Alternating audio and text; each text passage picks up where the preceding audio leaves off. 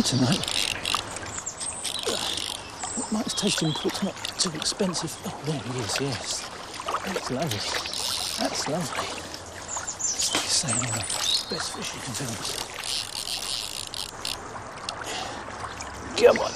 Come on, give me that enough.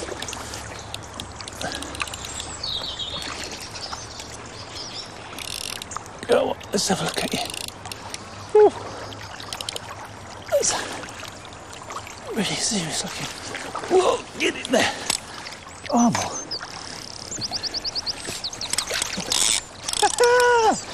I heard the music of the reel. I wondered if you'd be along. God, what have you got to say? An enormous barbel. Barbus maximus. Fantastic. Spare up the back. And a beautiful fish as well. I'll have a look at my prize. Oh, steady, lad, steady. What do you reckon? It's going to be a big 10, and maybe even maybe an 11-pounder. I think you've got a personal best there. Excuse my son, have you got any scales on you? Of course, after what Mike was saying, I came prepared. Well, do you hear what Mike was saying about his average size? Look at the length of that compared to my arm. Yeah. That's got to be getting on for 30 inches. Just in the corner of its mouth there. It's not even left a mark on it. Not a terribly capacious bag, considering the size of the fish. Excuse me, you beautiful creature. You mustn't mind this little indulgence on behalf of us anglers. Oh, he won't. We're just going to reduce you to a mere number on a scale. It's going to be fame. It says 11 pounds 13. Smack on. I think before anything else, well done. Yeah. It was everything we'd hoped for. Champagne and pork, perhaps. Yeah, definitely. It's absolutely beautiful. So one last goodbye to him. Are you going to take a quick snap? Yeah. Yeah, that would be nice. Be nice to show Mike. Yeah, we're going to have a picture for the keeper. Wonderful. Okay. Yeah. Slipping back.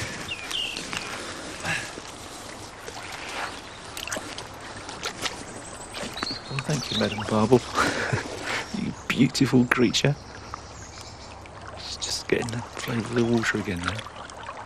Go on, girl, the river's that way. I don't think she wants to leave me.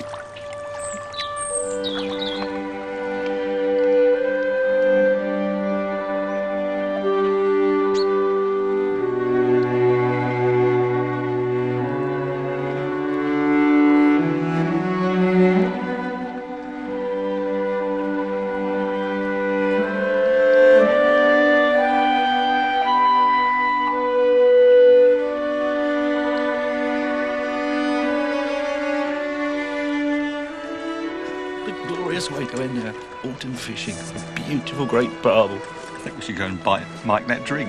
Yeah, I better thank him for those roach as well. Don't forget the perch. And what we're going to catch next month? Winter, cold water. Might manage a couple of chub. You can always manage a couple of chub. How about some grayling for a change? Maybe a monster pike. A real challenge, a 3-pound roach. No chance.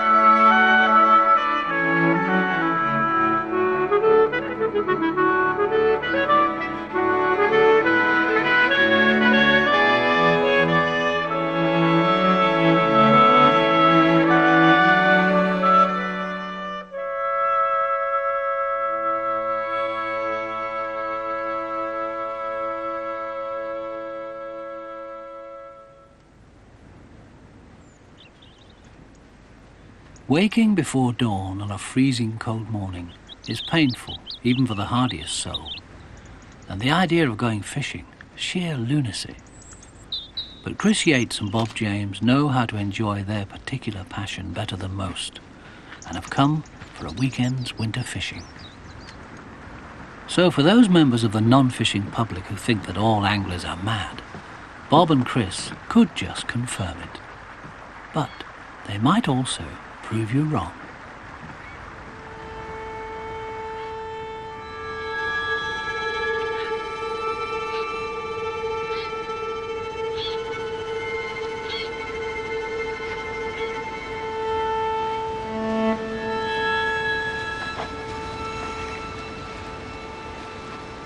The River Kennet is one of the best fishing spots in southern England. But surprisingly, it's a landscape created by man. Or by building weirs, sluices and side streams, river keepers have provided some of the finest trout fishing in the world. But there are also coarse fish here, many of them big. And as most anglers know, carp record holder Chris Yates is no stranger to big fish. Mind you, neither is Bob James. But what our intrepid piscators catch here during the weekend will depend on the weather. The colder it is, the harder they will struggle. But as they say, to enjoy anything worthwhile, there must be some difficulty in obtaining it.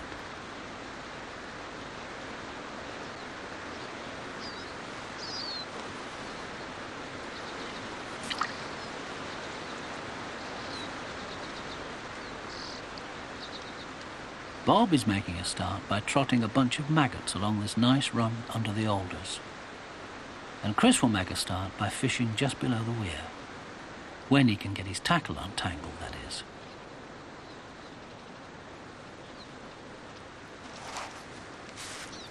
If you subscribe to Dr. Johnson's apocryphal remark about angling being a worm on one end and a fool on the other, then David Profumo's description is most eloquent. In contrast to the fishy wonders he may haul up, the angler is a lowly, grimly patient soul, a sedentary simpleton hypnotized by the tiny tip of his float, hunched a rodin still on the bank of a river, probably in the rain, possibly inebriated, and invariably fishless. Well, we can't vouch for Bob's alcoholic intake, but he actually enjoys being hypnotized by his float. And fishing is not nearly as simple as it might seem to the casual observer. Bob is using a popular technique known as long trotting, which, as all anglers know, entails paying line off the reel so the float can carry the bait downstream. Simple? Yes. But today the water is cold and the fish lethargic. So the bait must be slowed down to give them more time to make up their minds whether to start their breakfast. It's tricky with cold fingers, but when Bob puts a subtle break on the reel, the bait wavers naturally and tantalizingly in the current, just where he hopes the fish are lying. There's always that one spot in the swim where you expect to get a bite. Yeah, go on. Yep. Dying about well. I think that's going to be out of season trout. So it's nice to get something these cold mornings. Get your blood circulating again. Go along this way, splashy devil. Well, it's a very handsome little trout. It's not only very lively, very beautiful little trout. Gorgeous spots all over it. It'll just slip you back in again, and somebody will come along in May and catch you in the trout season and be very happy. Oh, I wonder how Chris is getting on.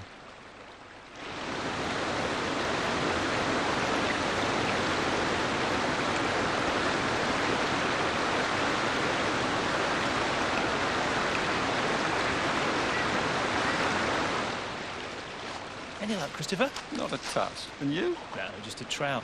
The water's still very cold. You trying somewhere else? Yes, I'm off exploring. I'll freeze here a little longer. Best of luck.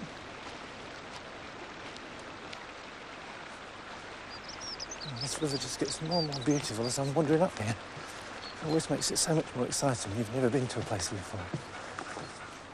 It's almost like a man-made float swim, this. Perhaps Capability Brown laid out the parkland and he organised the fishing swims in the river that ran through it. Perhaps Capability Brown was a fisherman. That's why all his estates have such lovely lakes on them. In Capability, Yates is trying to impersonate a chub angler. For in cold weather, a chub is his most likely quarry. Chub love luncheon meat, and it's especially good in coloured water. For a large, smelly bait is more likely to be found by a nosy fish.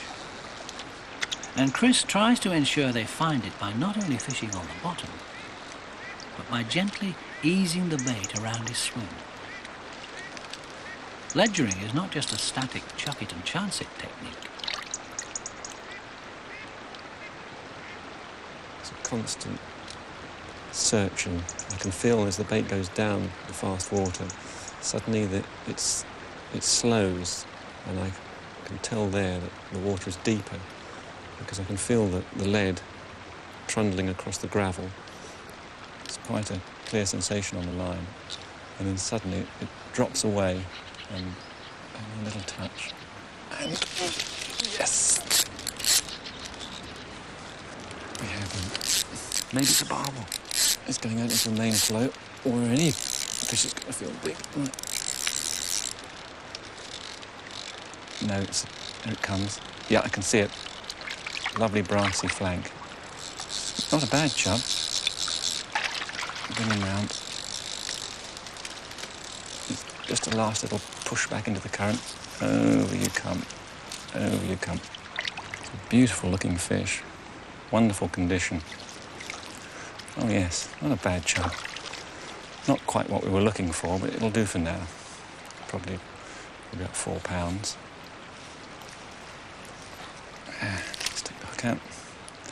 You fancied that luncheon meat for breakfast, didn't you? I'll just slip him back. Go and tell your friends I wasn't looking for you, I'm looking for the barbel. Not far upstream, Bob has more realistic ambitions on such a cold day, but has found a promising-looking swim. It'll be a bit tricky staring at the float into that sun. If this swim's half as good as it looks from this side, it really is a classic-looking spot. I'll catch a couple of banners chub out of here before Mr. Yates reappears. It's magnificent running down there, that float. Arthur Sharp would be proud of me. Arthur Sharp wrote a whole book called The Lure of the Float. Or more to the point, as somebody else once said, I think the most lovely thing about a float is its disappearance. Does James realise?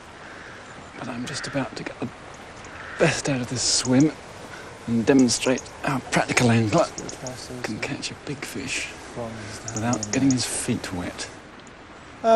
Is that an apparition that's appeared in my swim, or a poacher? It's a master chub angler. It looks more like the reincarnation of Isaac himself from here. What bait are you using? Here, try some. Oh, God, that's damned unsporting of you. How could a poacher talk of sporting? You're just in my taking spot. My Yes. float's by your very feet, sir. I'm just going to get the grandfather from this shoal that you couldn't possibly get from your end because, you see, you're in the wrong spot. Yes. You Okay, in? James. You're in, are you? You can. As long as I can steer him out of the roots. Well, you're making a bit of a meal out of it. It's all got a bit solid. I hope it comes off. You don't deserve it, blackguards. He's gone round something at the moment. He's off now. What is it, a chub? Yay, it's a chub. Come on, baby. Not bad. Not quite 3. Sorry about that. Oh, God. Sorry about that little fish. Do excuse me. I just wanted to poke one in James's nose.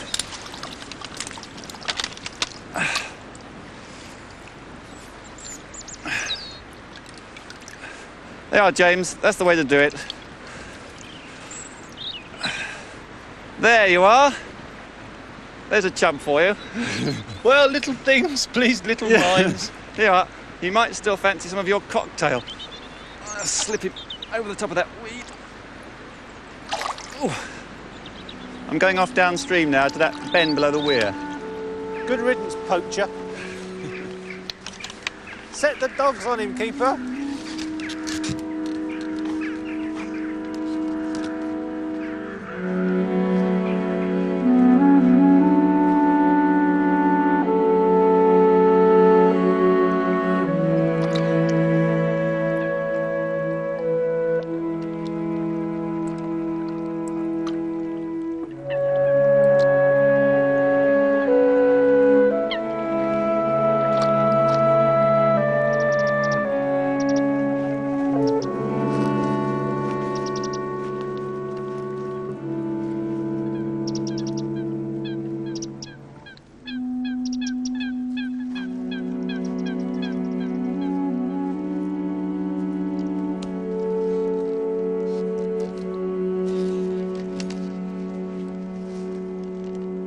It was Isaac Walton who described the chub as the fearfulest of fishes.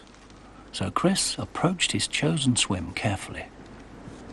Chub love sweet corn and are a much sought-after fish, perhaps because, as another famous angling writer, Maurice Wiggin, wrote, Chub haunt the pleasantest parts of the river, choosing those inaccessible swims under overhanging trees that make casting a matter of some deliberation and expense. Catching fish is a tough business.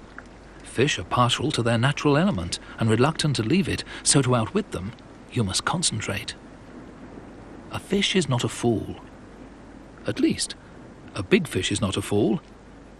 That is why he's a big fish.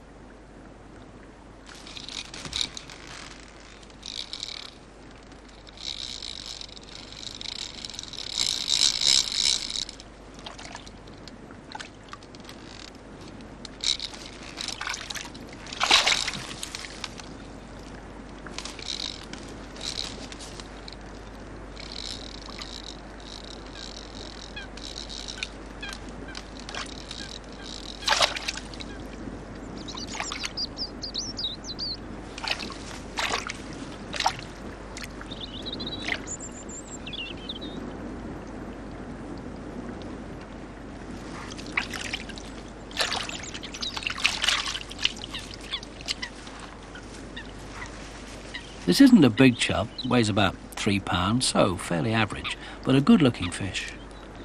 The ancients used to call them sweet chavender. Maurice Wiggin was less complimentary.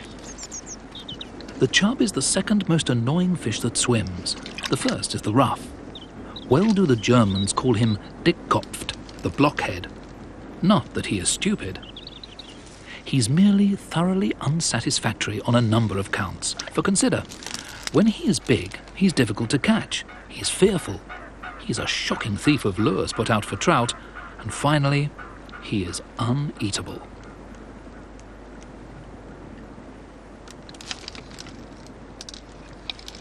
Chris actually likes chub, but they're often the only fish to bite on a cold winter's day. And Bob says that's all Chris can catch anyway. They certainly put up a forceful resistance when trying to stay in their watery lair.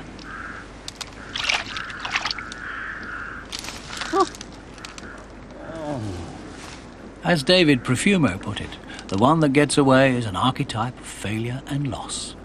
But if over the years you've lost as many fish as Chris, then like him, you come to realise that catching fish is only a small part of the joy of angling.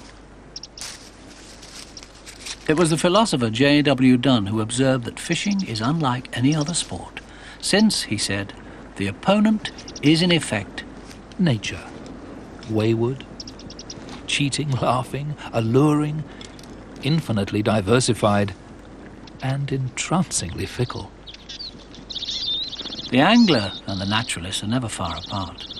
For observing wildlife and the changing seasons, watching golden plover and lapwings fleeing from approaching cold weather, are an essential part of understanding the movements and behaviour of your quarry.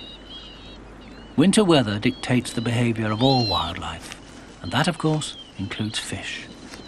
But cold weather can also induce serious tea drinking.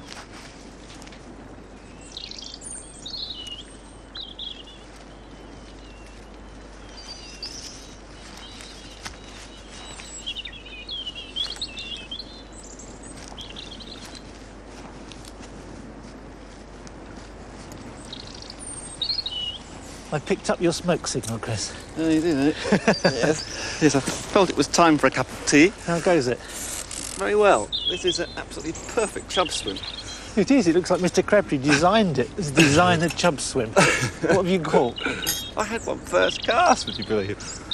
I'm not surprised at a swim like this. Yeah, it was £3. Of course, I lost one as well. Yeah. Oh, look, just in time. It's going to boil.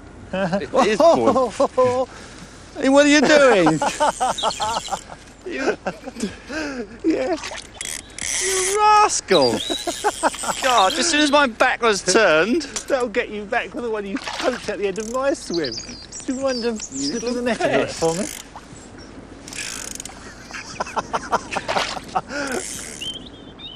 He's not a bad fish. God, it's at least £5. No, not as big as my first one. What a rotten trick. As soon as my back's turned, I don't know if I'm going to land this for you. Yes, you are. It's jolly useful to have a T-boy who can double up as a gilly, you know. I think I'm going to knock it off.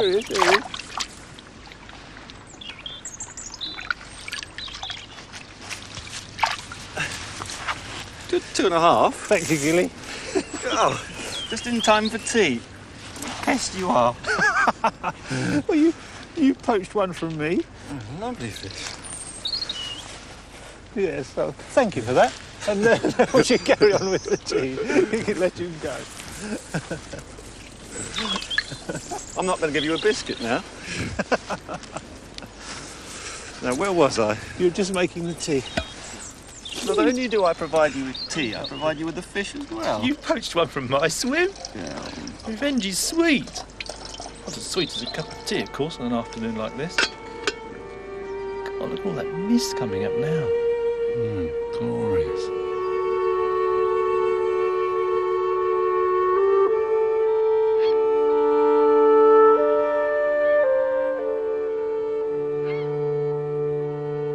Even as far back as the 10th century, a Chinaman, Li Yu, wrote about the inspiration of angling in his Fisherman's Song.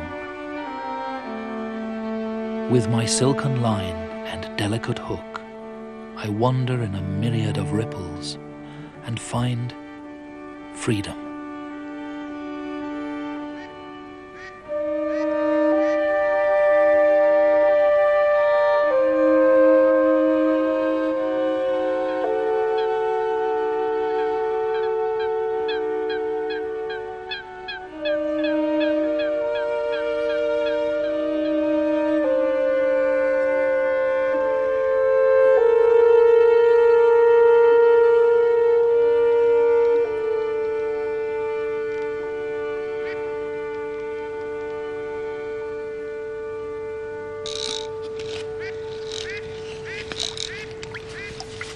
As befits the best traditions of angling, Chris has hooked that most appropriate of fish for the darkening hours of daylight, a roach, which he recognises from its jagging fight.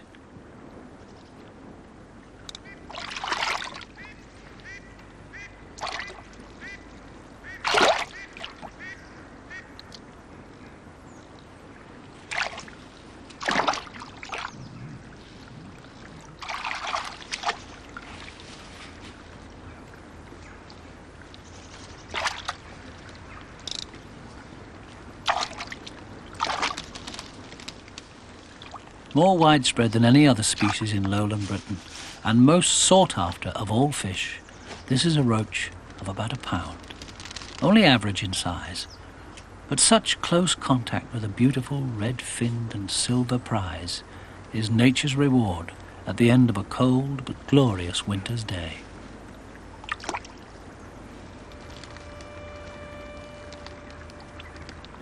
From their earliest, most primitive days, man has attempted to capture fish. But whether you're an angler or not, the delight and mystery of fish-filled waters has an instant appeal that most people recognize.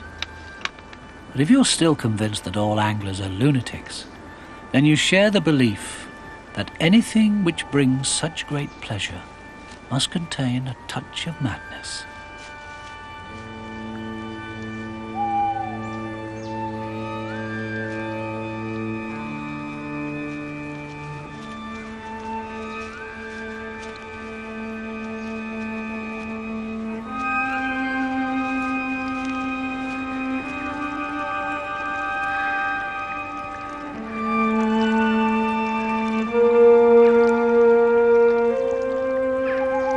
Mad or not, Bob and Chris are certainly looking forward to a warm fire and a hot cup of tea, followed rapidly perhaps by a hot curry and a warm bed. Home for the weekend is a friend's riverside bungalow.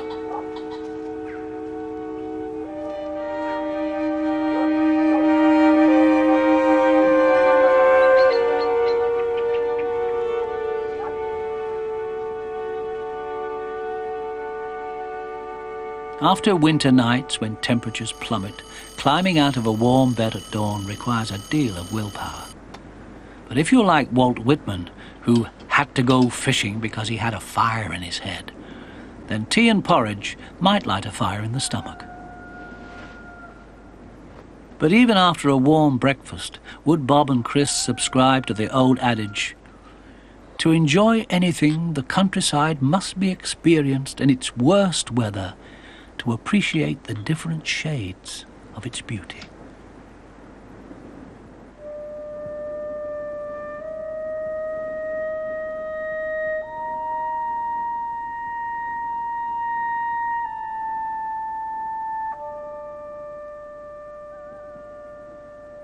Much fine literature has been penned on the beauty of the fisherman's winter landscape, but none more evocative than Ted Hughes's poem.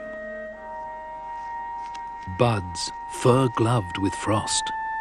Everything had come to a standstill in a brand new stillness. The river trees, in a blue haze, were fractured domes of spun ghost, wheel ruts frost-fixed, and the river steamed.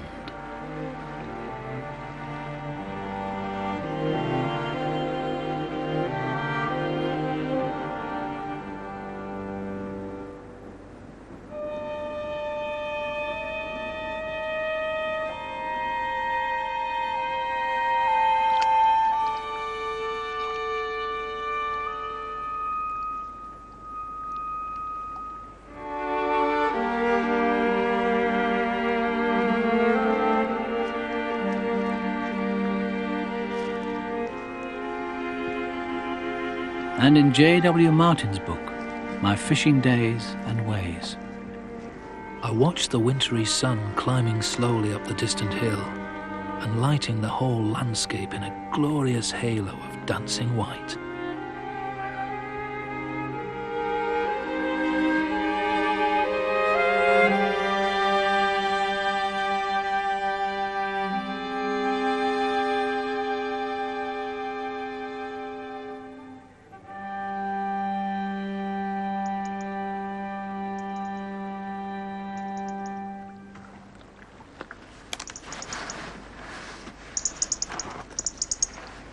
Thanks to all those Christmas cards, robins are synonymous with winter, and they welcome the sight of a fisherman and his maggots. It's amazing, even in a remote spot where anglers are rare, how quickly robins will become tame if offered a little breakfast.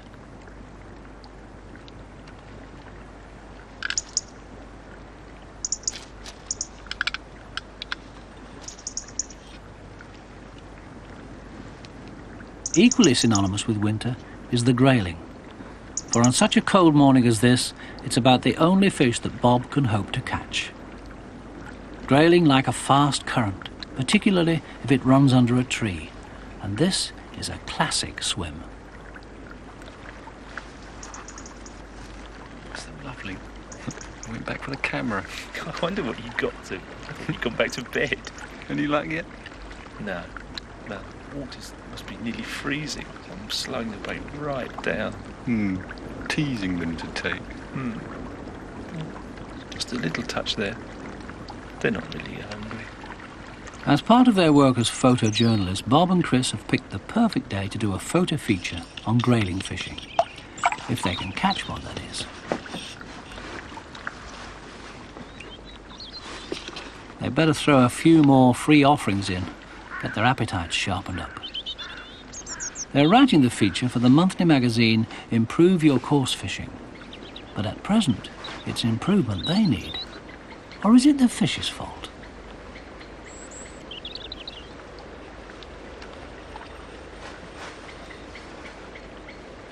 What was that lovely saying Fred J. Taylor had about cold weather fishing? I'll be really glad when I've had enough of this. That's it. That's right. I'm really having to drag this bait along the bottom, just to get it moving as slowly as I can. It's well over there. It's difficult to tell when it's snagging and when it's a bite. You see, is that starting to snag now? Yeah. No, it's not a fish, you see. I think it's the bottom. Oh, it's still there. It is a fish. Yes. It must be comatose out there. It's so cold. Oh, well done. No, that's not comatose now. No, it's roaring about now. Hang on, I'll get down to the pontoon. Get a shot. Hold it. Can you hold it still? I'm just getting into position. No, he's powering off I again. get a rust on the focusing ring, or is it frost? It's a good fish. It's roared off down the swim again. Now it's woken up. Go on, Chris, get some good pictures of this. Might be the only one. Hold it steady, will you? Make it smile. Here he comes again. Ready? Oh, lovely. Just as the dorsal broke surface. Yep. Got him. You got a few shots. Now, come on. He's Now you've got to get him now. Yeah, he's about ready for the net now, Chris.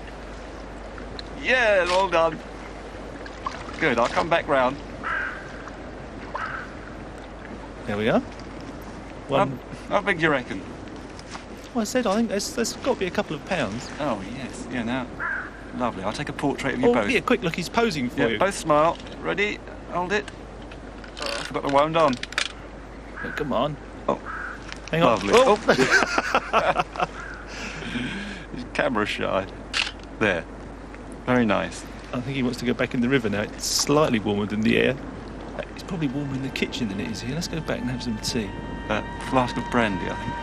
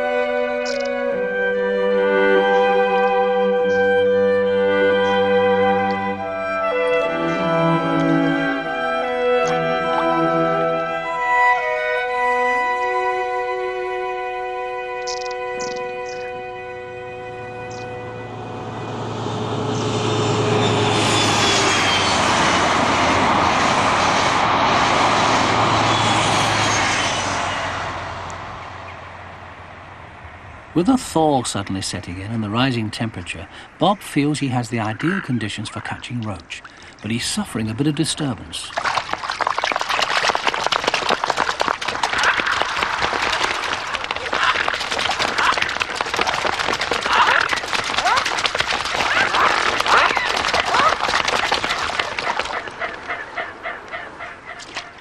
He's fishing just behind a weed rack, an ideal swim for roach.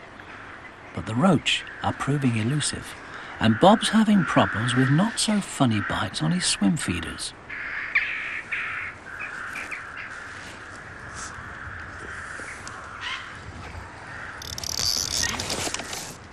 Chris, Yeah? have you got that dilapidated old pike rod with you? What do you mean, dilapidated? I mean, dilapidated. 50 years old, straight as a needle. Well, it's because you've never caught anything on it. But I think you may get your chance now. It's had everything on it. I've got a bit of pike trouble here. What's it been taking? Feeders. Oh, it Swim like my feeders. scratch then. I can't catch a roach here. And it's a small wonder if there's a pike sitting out there. Where's it been striking? Just in that steady water behind the weed rack. A fair way over. If I reel a swim feeder over his head, he just comes up and devours it immediately. He's obviously very eager, It certainly is. because I've been looking forward to seeing this little pike like plunging down into the depths. I'll keep an eye on you in case you need me to hold on to you if you hook it.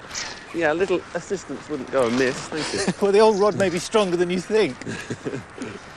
I have every faith in it.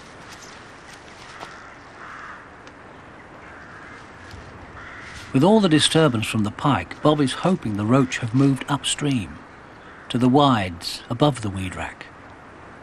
This swim has produced big roach for Bob in the past, and he hopes he can induce them to feed again with his usual dollops of mashed bread, placed to attract the fish upstream from under the weed rack flotsam.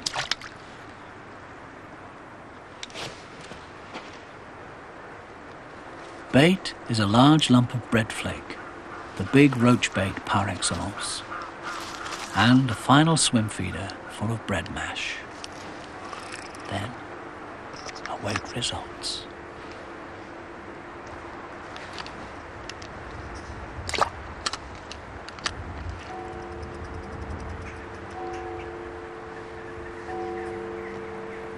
Chris is attempting to remove the offending pike from Bob's previous swim by using a sprat, a nice silvery sea bait that, when wobbled through the swim to imitate a wounded fish, might prove irresistible to Esox, the swim feeder killer.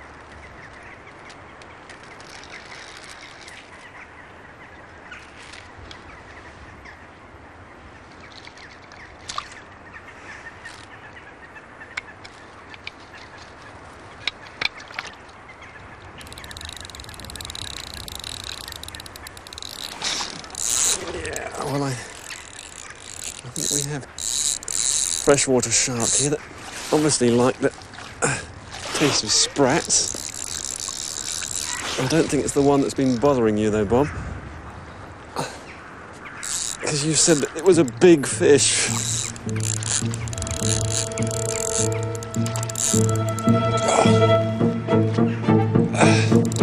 It was a little fish. It is now a little fish that's become attached to a very big fish. My God!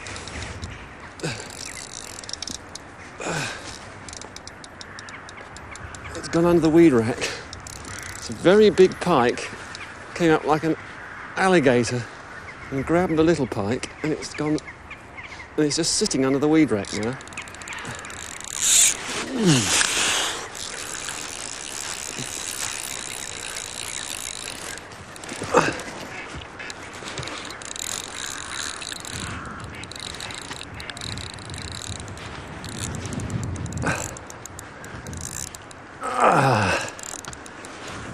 Let's see what I can do.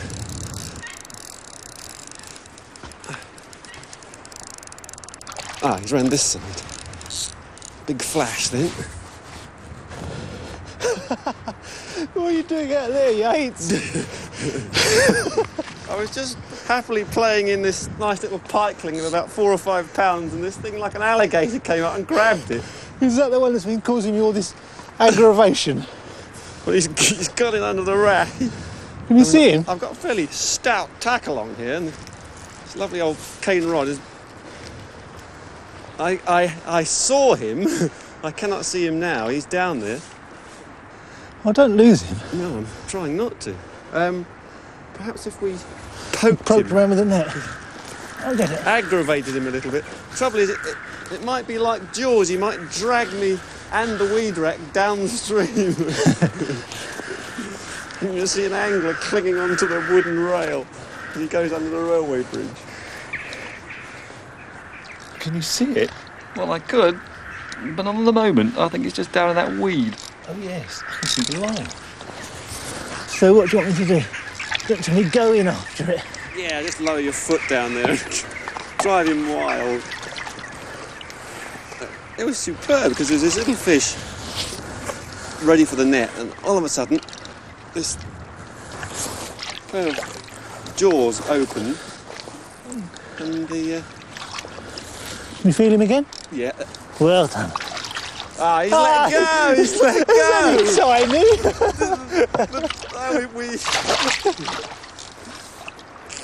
That can't be it, surely. It is not. This is the one that I was just about. This might bring the big one out again. This is a fisherman's story, isn't it? No, it's not. It's not. We have it on film. Honestly, you can see the way the rod just suddenly surged away. This is the legendary monster of the Kennet. Yes. This is that mythical pike Do you actually that want me every angler dreams about. to actually net it? Well, somewhere under our feet there is something the size of an alligator. Say a 4-foot long alligator, that is. Oh, well. So you're claiming this is the Kennet monster, are you, that took my chub this morning? Well, It's not as big as my chub this morning. where's the hooks in the net? It's useful. Oh, there's no marks on it, though. Well, I don't know where he got hold of it. Perhaps it's a gummy old pike. Yeah. So big and old it's lost all its teeth. No, maybe it was that chub. Yeah. Chub took it on the way in. Yeah. Good story. I'll slip him back. Okay, back you go, fella. Go and tell your big brother I got a sprat for him.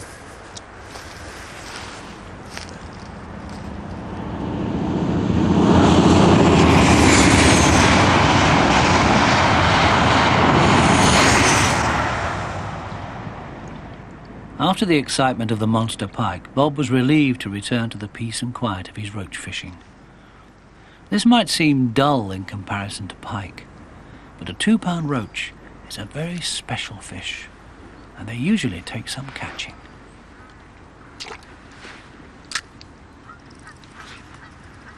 If a really big one bites, it will probably be at dusk.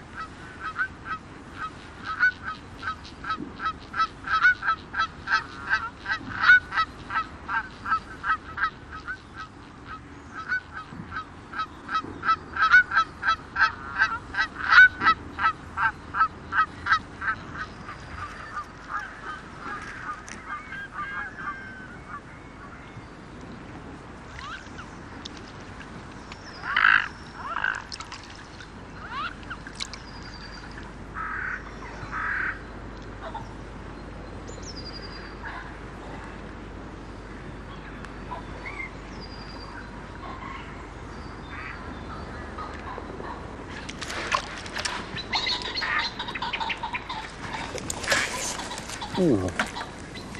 Feels like a very heavy roach.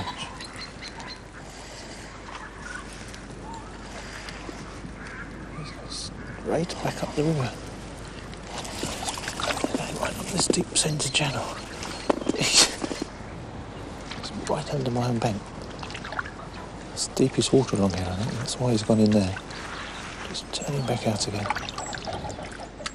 Ooh, looks lovely as it rolls over there. This looks like a bottle of porkfish, this one. It's got right past me. Farther on up the river. Come on, make you come. Oh, I'm feeling very good. Very good indeed.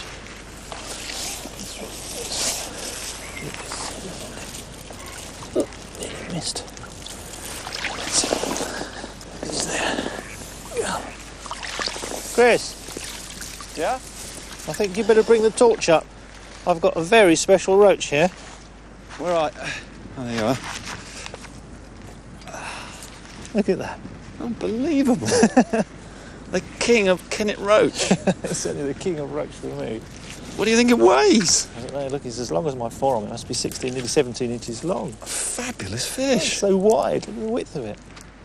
Surely that's going to be £3. Let's see. Slip him in the plastic bag. Certainly the biggest roach I've ever seen. It's certainly the most beautiful roach I've ever seen. Come on, hurry up, James. I can't, I'm nervous. It might be £3. Oh, glory.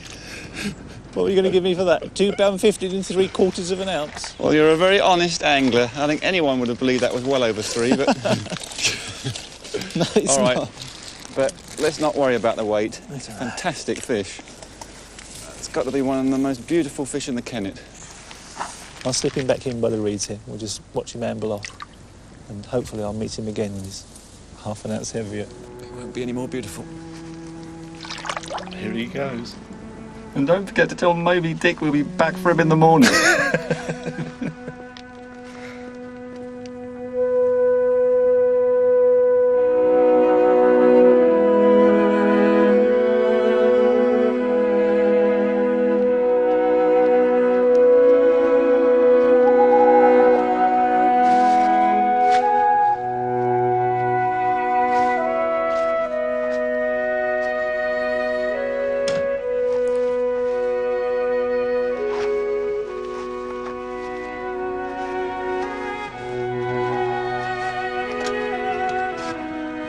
Should we have a curry again tonight? I fancy a Chinese. Not a claret, surely.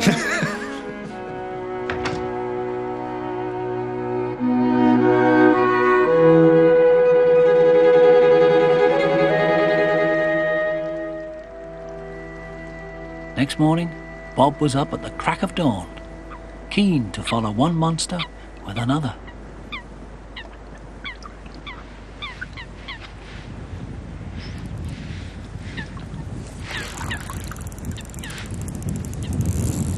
I think this could be the one you lost, Chris. The one you weren't in bed. You're here to share some of this fun. Try that trick under the weed rack again. Oh, It's huge. apparently these things superb. Hey, now I realise why I didn't get my early cup of tea. You're up! Hey, what are you doing in my swim? I was just talking about you to myself. Said I think this could have been the one that you nearly had yesterday. Had You little rascal. I got up this morning and you weren't in your... Here, let me take a net to this. You weren't in No, he's your... not finished yet. You weren't in your sleeping compartment. And I thought, I bet that little rascal's gone out roach fishing. What do I find you doing? Fishing for my pike. He knows all about this weed rack. He's nearly been in it twice. You little rascal. How long have you been down here? I thought I had all day in my own swim. What a fish. Oh, yeah, he could have made a bite size out of that little pike I caught yesterday. Go on, mind that stump.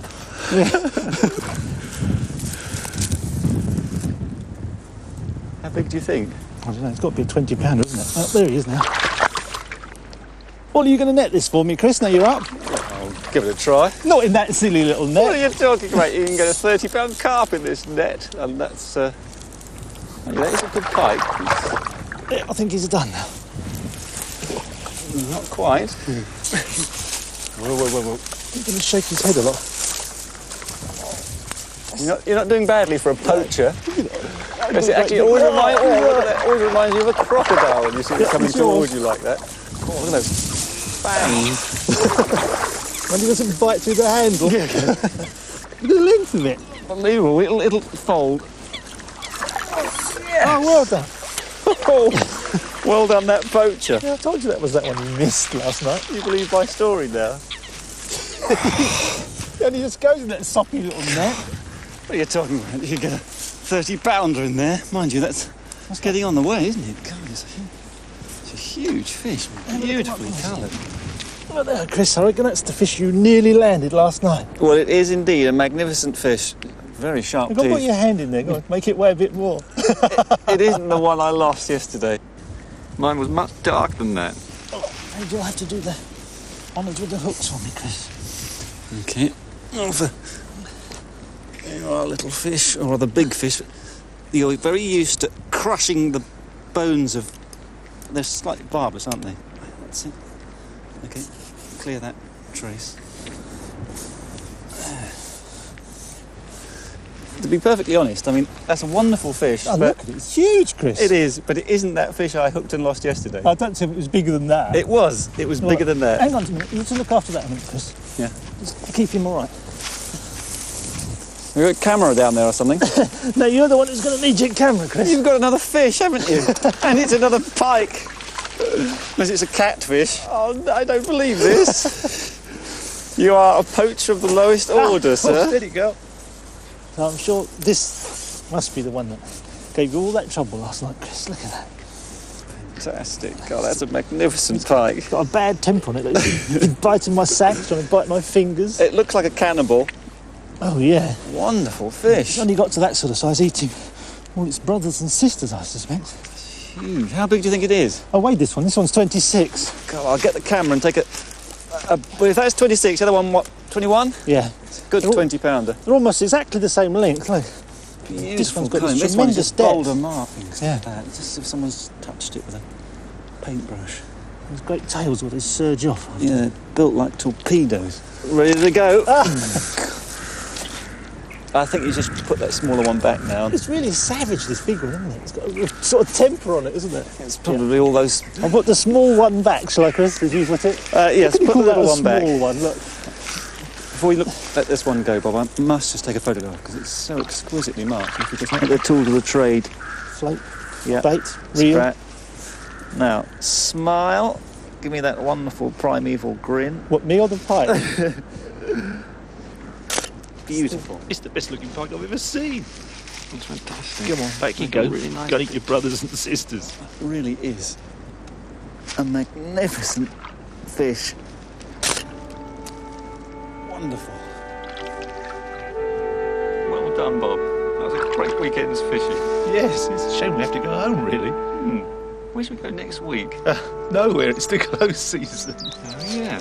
What a relief. That's nice. We can dream about that secret lake. Yes, there's a record carved in there. Never know. One of us might catch it. Oh, maybe me. Dream on, James. Dream on.